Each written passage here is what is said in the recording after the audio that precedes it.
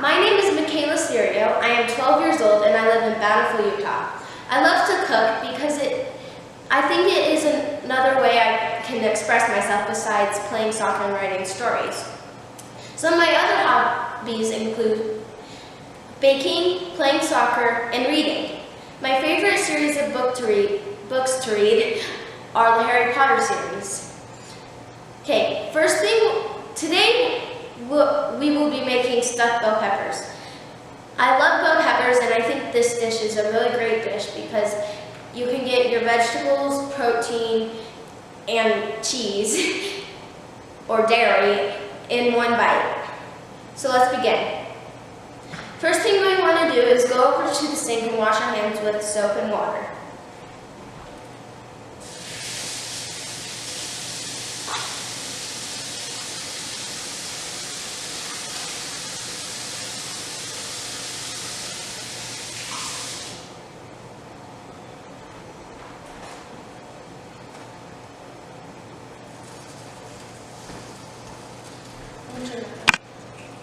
You always want to make sure that your hands are clean before you start cooking because otherwise you can spread diseases such as salmonella or E. coli.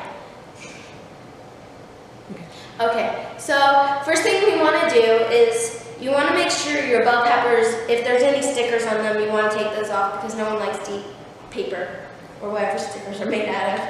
Okay, so first thing we're going to do is we're going to cut off the tops of the bell peppers. And you want to put these to the side because we're going to use those later.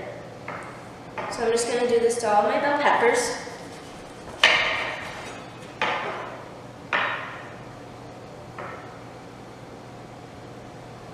And if they have any mushy parts or parts that you probably won't want to include, you can just cut those out because our turkey bites will be pretty big, so they shouldn't fall through.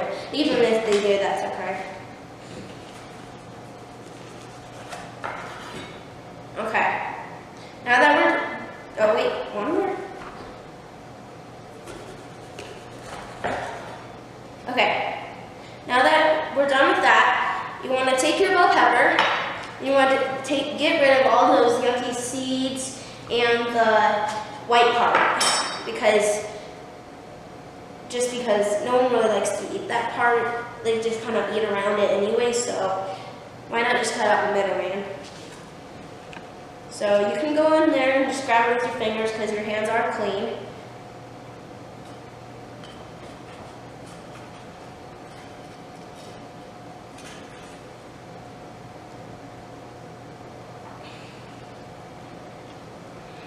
Stubborn part.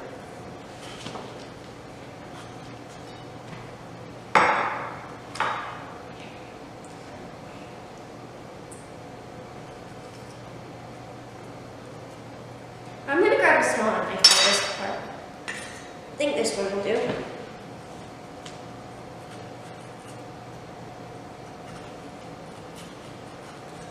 Okay. Now that your peppers are nice and empty on the inside, you just want to set that aside for now. Or actually, you want to bang it on the cutting board a couple times just to get rid of those extra seeds that just seem to be stuck on the inside. Okay. Now we can place these in our boiling water. And you want to boil these because if you just put it straight into the oven, they won't really cook as well because they have stuff inside of them already. So once all your peppers are in there, you'll want to boil them for about 5 minutes or so because yeah. Okay.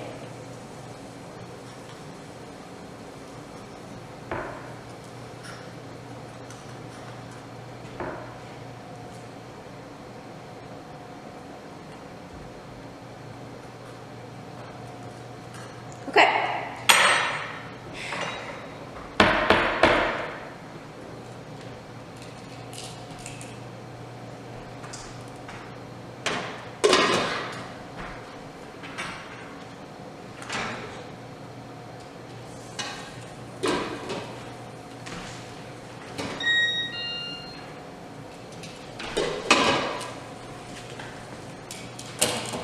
So we're just gonna go ahead and do that to the rest of our peppers, and we'll be right back. So now that we're back, we're gonna take the tops of the peppers that we set aside earlier, and we're gonna cut them up to put in the stuffing of our stuffed bell peppers.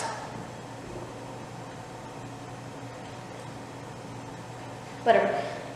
So you want to take your bell pepper top and you want to cut around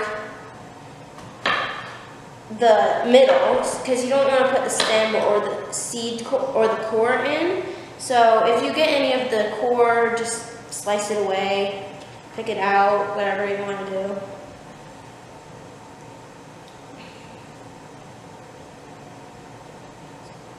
Okay.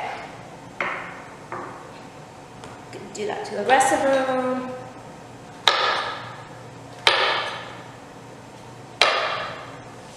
Check them. Those are good. Some of them might be a little mushy on the top because sometimes, depends on when you get your bell peppers, they might be a little mushy. So if you don't want to use that part, just set aside. You don't have to use it. We have plenty of other tops to use. And you want to cut as many tops as you can until you have about 1/4 of a cup of bell peppers. Okay, almost done. I'm gonna do this one.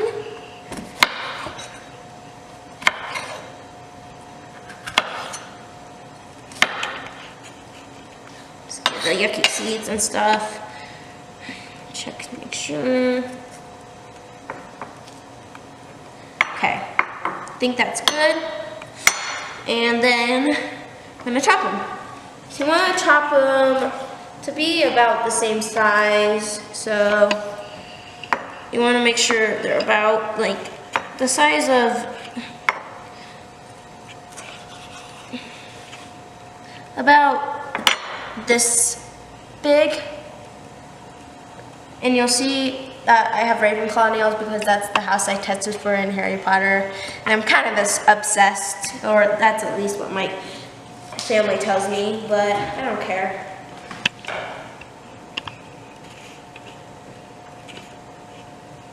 So, just cut them up.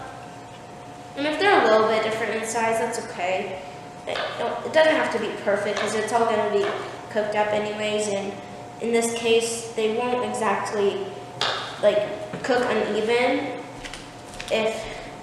because we're going to be cooking them twice. We're going to be cooking them once in the pan with the turkey, and even though the recipe for stuffed bell pepper says to use beef, I like to use turkey because I find it has a lot less fat in it, and I honestly just prefer turkey over beef any day. And it's a lot healthier for you than beef is because it has a lot lower. Oh my gosh, I can't talk today. It has a lower fat content than turkey does. So I suppose it will taste great because turkey does. And yeah, why not use turkey instead of beef? Okay, while we're still cutting these up, I'll just tell you guys a little bit about myself. So, obviously I like to cook, but I also like to bake.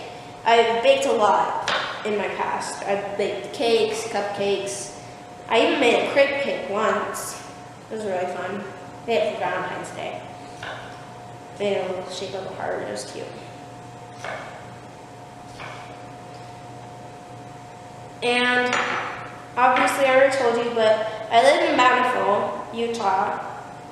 So I actually live at the top of a mountain, and I get a really nice view every day. And I also have a dog. His name is Junior. He's a bloodhound. Not a lot of people know about bloodhounds. They're not a very popular dog breed, but they're really sweet dogs, and I just love Junior so much. That's his name.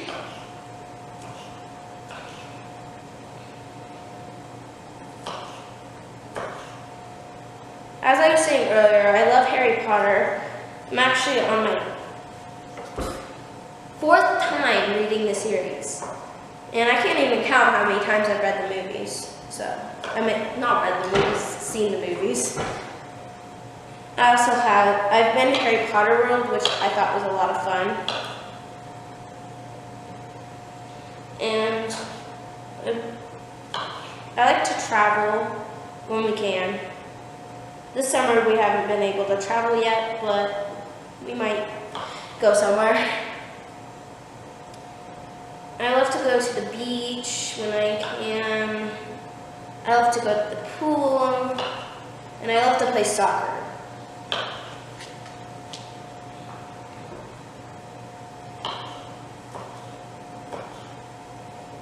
I also like to hang out with my friends and whatnot. Okay, we're almost done with these.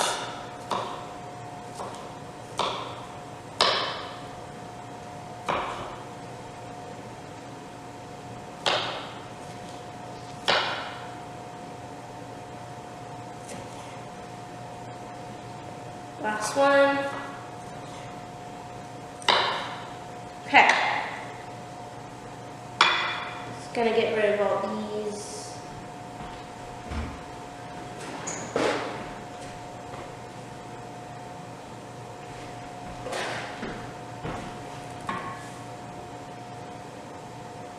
Okay. And next, we're gonna chop up our onions. So I'm going to go ahead and put these in a bowl so we have some more room to chop up our onions.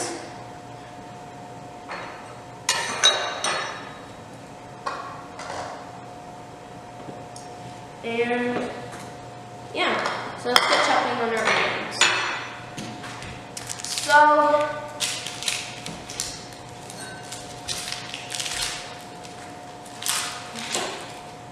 we want to get rid of all this gross skin because you can't really eat that part of an onion. So, sorry, that was my mom's one. Okay. Oh, this onion's bad. I'm gonna go get another onion. Is that?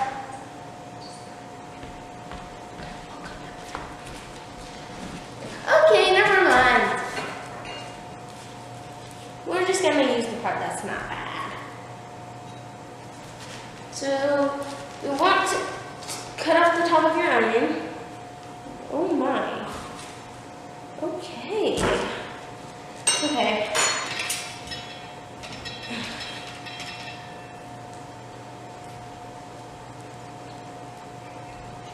Yeah. Okay. So. Okay, whatever. So you want to take off that outer layer of onion because that's a really tough part and it doesn't cook up so well. You only need 1/4 of a cup of onion, so you can get rid of all of that. And I'm gonna cut that part off because it's not too good. Okay. Okay. So first thing you want to do is you want to take your onion. So I cut off the bottom first, then I cut it in half. So you still have a core that connects it all. And first you want to make horizontal cuts all through the onion, but you don't want to cut it all the way down to the core, through the core, because this is how we're going to cut our onions. So not all the way through the core. One more cut should do it. Okay. So now you want to hold your onion, you want to just go down. And this makes perfectly even slices of onions. So let's just do that to the rest of our onion. Get rid of all those extra parts. I like to use this method because it gets really nice even cuts, and oh wow, that's strong. Sorry, I don't do so well with cutting onions. Okay, there's a couple more slices to do it.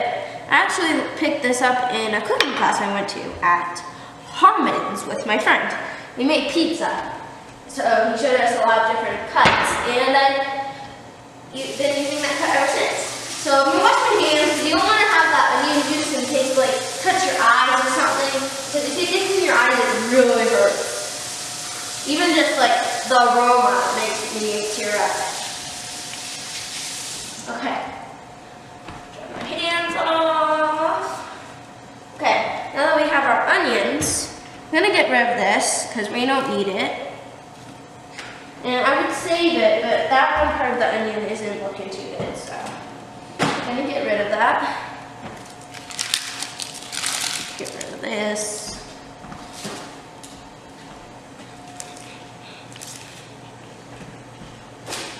So, obviously I haven't gotten too much onion, but you only need 1/4 of the cup, so that should be enough.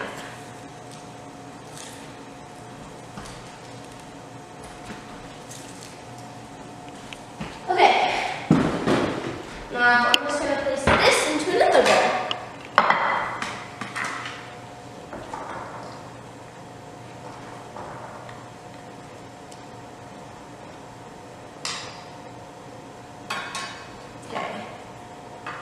Oh, those bell peppers have been boiling, so I'm going to turn it off.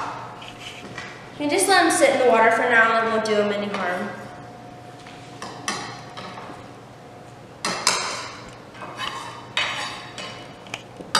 Okay, so now I'm just going to wipe off my cutting board. Okay, now that we're back, I just realized that the peppers are done, so the next step is you want to take your peppers out of the boiling water. Be careful because the water is hot. So the preferable way to do this is with tongs. So just kind of knock them aside. They'll be a little wiggly, but that's okay. That's how they're supposed to be. Just want to place them on your plate. Slippery.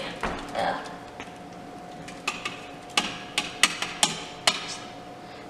Okay.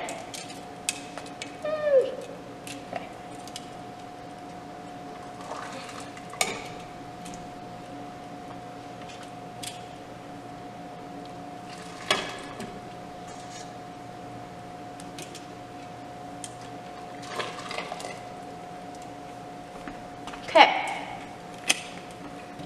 so now that our peppers are out of the water, we're going to take them over here. Just put them on the cutting board, and make sure you want to make sure they're all facing upwards. So the next step is to lightly salt the insides of the pepper. This is just to get some flavor. So I'm going to put some salt into a little cup, just so it's easier to grab. Okay, so you want to take about a pinch and just kind of sprinkle it in there. Try to get it on all sides of the pepper.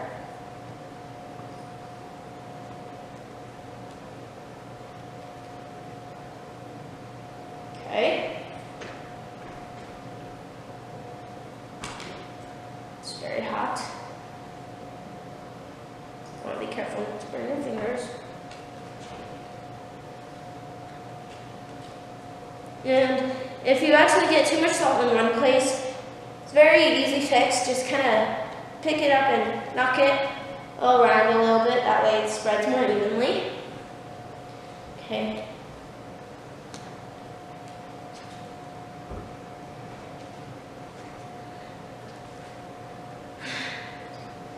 Okay. Very.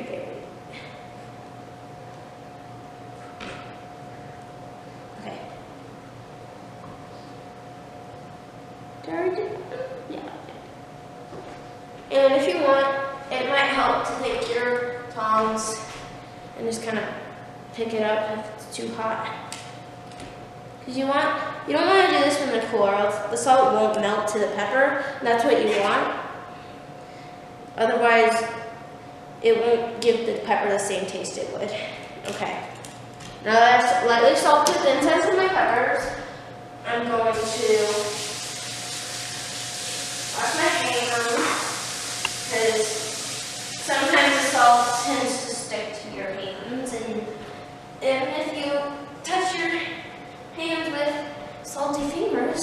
all your other food will be salty even if you don't want it to be salty. So yeah. Okay, I'm gonna put that to the side for now. And there we go.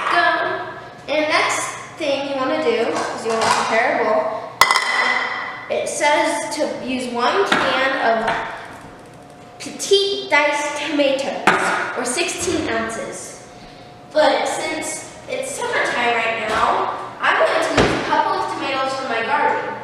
Oh my gosh, that did not sound right. A couple of tomatoes. I don't grow potatoes, I grow tomatoes from my garden. So I'm going to use about 3/4 of the can, and then I'm going to cut up my other tomatoes. There we go. Sometimes our can opener is a little bit stubborn and you kind of have to work with it. Say, please let me open this can. Okay. So I'm going to pour about 3/4. And this is totally optional. I just want to use some of my tomatoes because I think it will taste really good. Sorry. I'm going to rinse my hands because I had to shake something off the ground. Okay. You want to rinse your hands every time you think you contaminated something, or you used raw eggs, or you have to pick up something off the ground. Because otherwise it's unsanitary. Okay. So you want to take your knife, and a couple of these have split open because garden tomatoes, you can't really control how they grow. So I'm just gonna cut that. Ooh, it's nice and firm. That's a really good tomato because you don't want them to be too soggy because that means they're over ripened. And if there's any open parts, you can just cut around them like I am. Because, don't know. And if you're using garden fresh tomatoes, you always want to look, just kind of look to make sure there's no bugs in them because it can happen. If you're growing them in your garden, not professionally, it can happen. So I'm just going to place the part that we're not going to use in that bowl. So cut that. So normally with a sharp knife, it would cut all the way through without having to double slice. But our knives are pretty old, so yeah, you can see it's chipping away right there because it's been used so many times that it's kind of just like falling. It's kind of doesn't cut through as nice as a sharp knife would, but that's okay because it doesn't have to be perfect. It's slippery. Now, I generally don't like tomatoes unless it's in like a sauce, in which this case it will turn into kind of like a marinara sauce. So that would be really good. So I'm probably gonna give those to the extra parts that I don't use to my brother because he loves tomatoes. And yeah. Okay. There we go. He's not very picky about what he eats, but I'm just gonna be careful because, okay. So the type of cut, you just want it to be diced, so you want it to be in kind of like a cube. So cut long ways and then you cut short ways. Or, that doesn't really make sense. Let me rephrase that. You want to cut horizontally, then you want to cut, what's that other word? Oh, vertically. Yeah, that's the word. Sorry, it's the middle of summer, so I haven't been to school. So, just want to do that to their tomatoes. Tomatoes.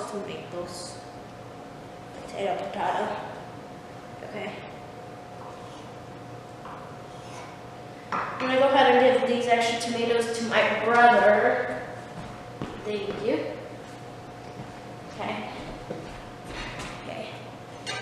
And normally, if you do have the proper cutting utensils, you won't have to go back and retrace your steps like I am here, but because our knife, as I said, our knives are old and they don't cut through the peel very easily.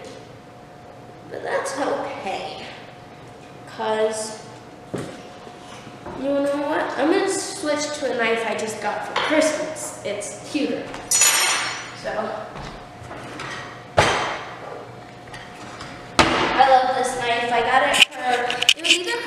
my birthday, but it's really cute. It's like cutesy. It's purple on the handle and it has little tiny cut radishes on the knife. It's so cute. Anyways, so, okay. Yes, that works way better.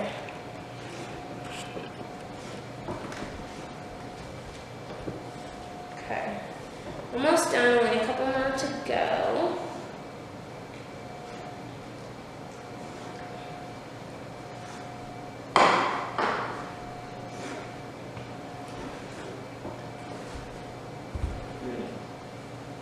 We have to go back and redo this one.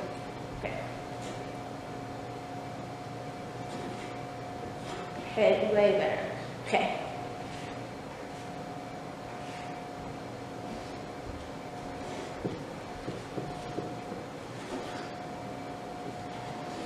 Okay.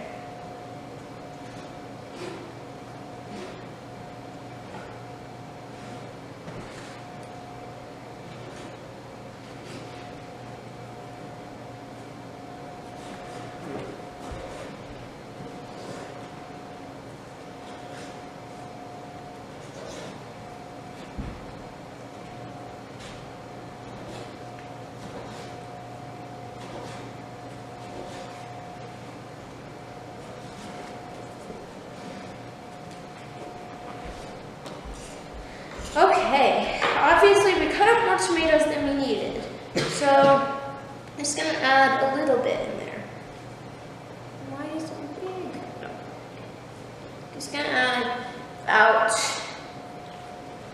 2 handfuls, 3 handfuls, 4 handfuls. Okay, I think that's enough. And I'm gonna set these off to the side for later. You won't be needing these, but my family likes to eat them. So they can just munch away at those. Okay. Be right back in a minute. Okay, we're over here at our stove, and the first thing I did was I put the ground turkey into the stove to get it started. You can just kind of mix it up so it starts to cook. And yeah, so what you want to do is you want to add,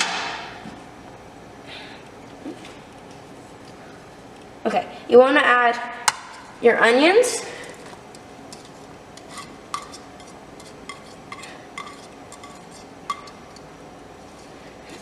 and your peppers.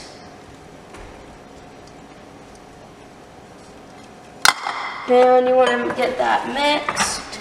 And you want to cook it until the meat is brown and your vegetables are nice and tender, like they would be in a stir fry, or basically anytime you cook vegetables. Just get that mixed up. And I'm actually going to transfer this to this stove because this stove is meant for things like this. Well, that one is just kind of for simmering stuff. So I'm going to turn that off. Move this over here. And our stove is really old and it's kind of, I don't know what's going on with it, but it's kind of,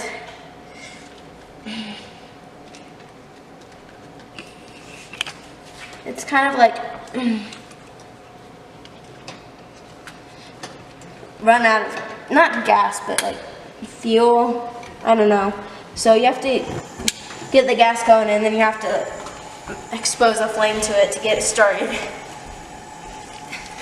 So I'll be right back with you once the meat is browned and the vegetables are tender. Bye, babe. Okay, so as you can see, our meat has browned and our vegetables are nice and tender. Now you're going to want to add half a cup of water, half a cup of uncooked rice, your tomatoes, a dash of pepper, and Worcestershire sauce. Now in this recipe, I'm going to be using liquid smoke as a replacement for the Worcestershire sauce because my brother is allergic to the Worcestershire sauce, I'm sorry, I can't say that word. It makes cooking a little bit of a challenge for me because my brother has a lot of allergies and I have to read all the ingredients before I bake with them or cook with them. And it's kind of hard to find replacements for things sometimes. So what we're gonna be yeah, if you have an allergy, I suggest using liquid smoke because it adds the same sort of smokiness to it. So anyways, we're gonna add our tomatoes.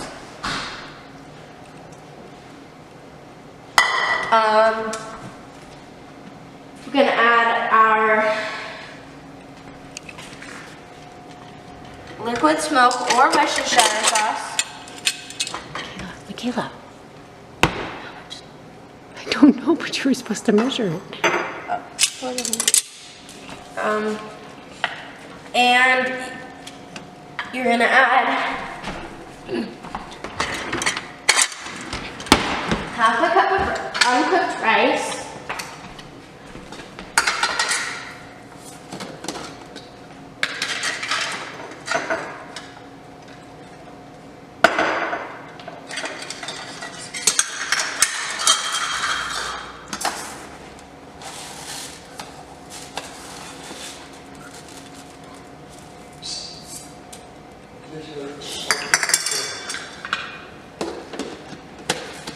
And half a cup of water. And then you also want to add a dash of, you also want to add some salt and pepper to taste. So I'm going to do half a cup of water.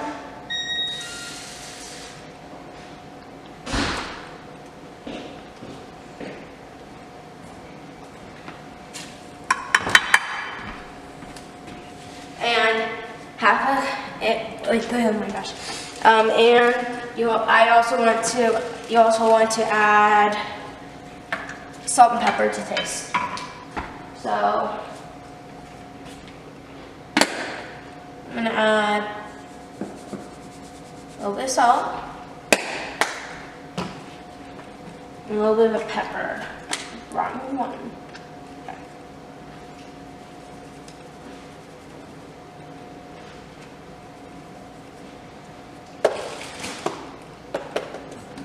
Okay.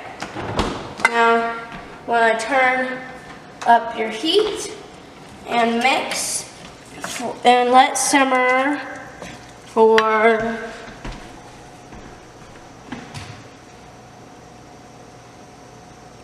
and you want to bring it to a boil. So you should have enough liquid until you see the liquid bubbling, and when that happens, you should be ready to add it into your peppers.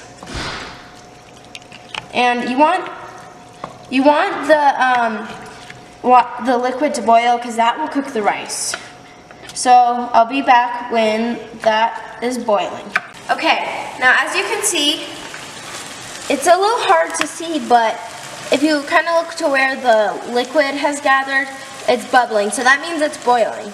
So now you want to reduce your heat to about medium, and you want to let that simmer until the rice is tender. I just tasted the rice and it's still really tough, so you want to cook it until it's about a little bit harder than you would normally cook rice, because it will go in the oven. So I'll be back when okay, it's been about 20 minutes. It depends on your oven, your stove, but you just want to cook it till the rice is tender. So our stuffing is done. You'll turn your heat off, and I'm gonna grab a spoon to fill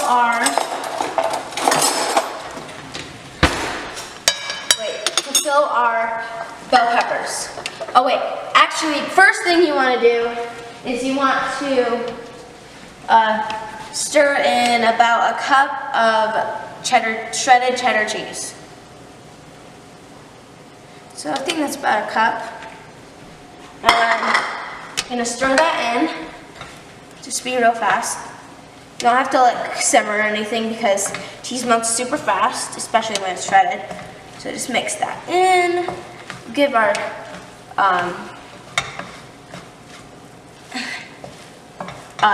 stuffing a nice flavor. And you can see it's all stretchy. I love it when it does that. Okay, that's good. Now we can start filling our bell peppers. So I have our bell peppers over here in the pan. You just want to spoon it into the bell pepper. And you want to fill it about to the rim almost, because it's not like in baking, nothing rises that much. Like the rice might get a little bigger, but other than that, nothing's really going to expand. So if you like overstuffed peppers, you can definitely do that. Okay, that's good. Do this to the rest of your peppers. And as you do it, you want to pack it down, because if you have any air pockets, the people you're feeding may be like, I didn't get enough stuffing. So you want to pack it down.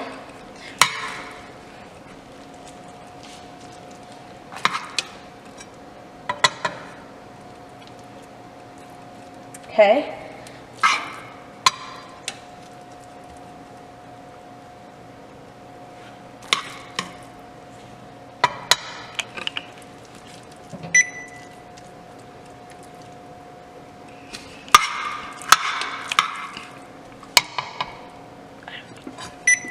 Okay, almost done.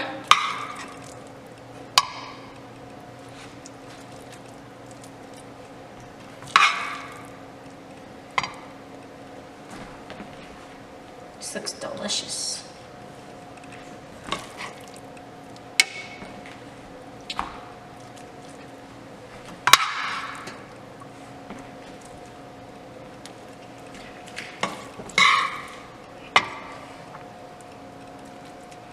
Okay, one more to go.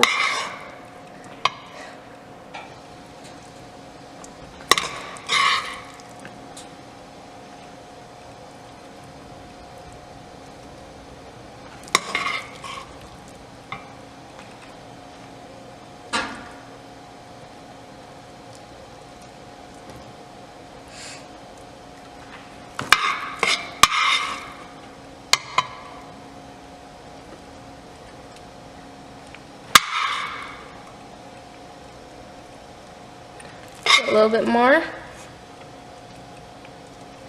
Okay, now set this aside while you preheat our oven. Okay, as you can see, I'm covering the baking dish, which has our peppers in it, with aluminum foil, and I started to preheat my oven to 350 degrees, and you'll want to bake this for 30 minutes.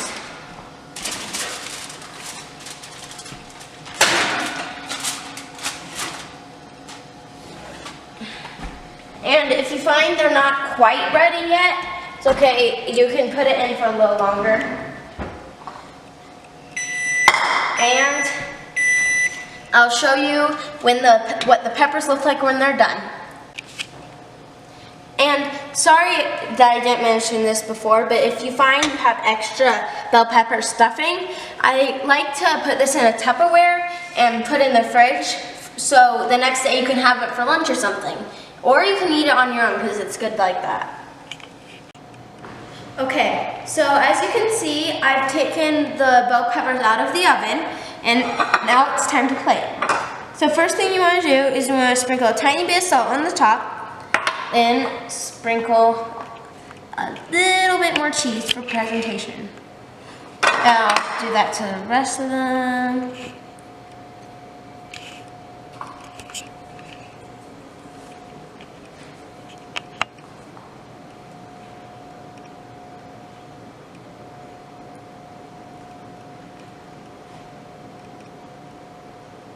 Okay, now you want to take some tongs, because these are still going to be hot. Okay, maybe just use your fingers. Plate it.